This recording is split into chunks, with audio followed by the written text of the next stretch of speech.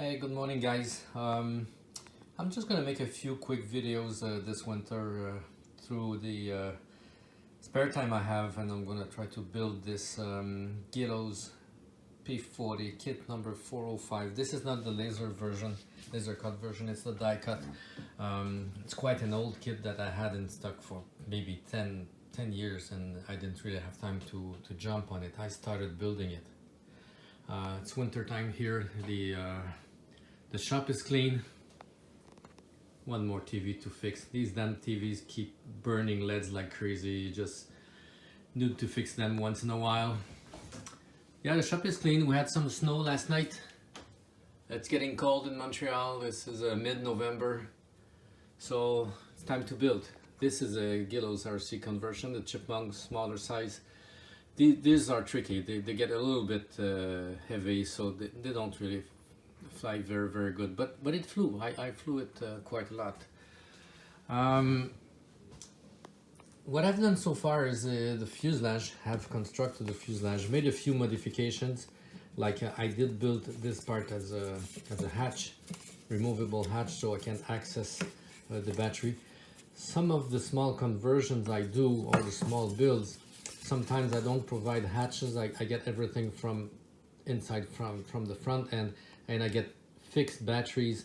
And actually I don't swipe the batteries. I just get the plane to the charger, and I have a small connector, and I charge the battery inside the fuselage. It makes it a little bit easier, but a little bit more tricky if you have something that breaks. And the other modification I'm making on that kit is that I am modifying the center section to kind of make some kind of scale cockpit details. I like my planes to have some scale details.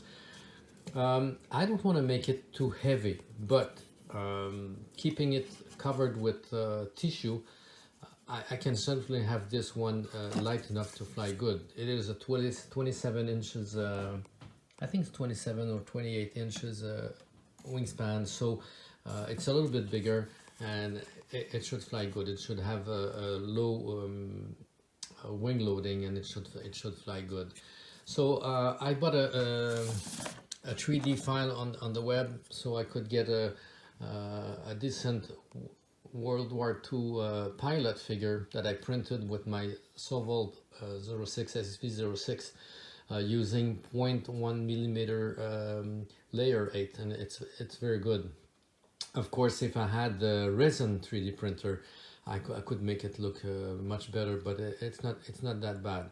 So the plan here is that I will get the sides in place, and I will add some details to the side, and I will make a tub that will fit. If I look at the side views, I will make a tub like this, where I will have the seat and the pilot and a few details at the bottom, like the pedals and all that, and the control stick, and I will fit that tub from the bottom before I put the wing in place. It requires some minor modifications, like some reinforcements here on the side. I did double the side here that support the wing, but once the wing is going to be glued in place, that's going to be strong enough to fly. Not crash proof, but strong enough to fly, I'm 100% sure. So as I build this, I keep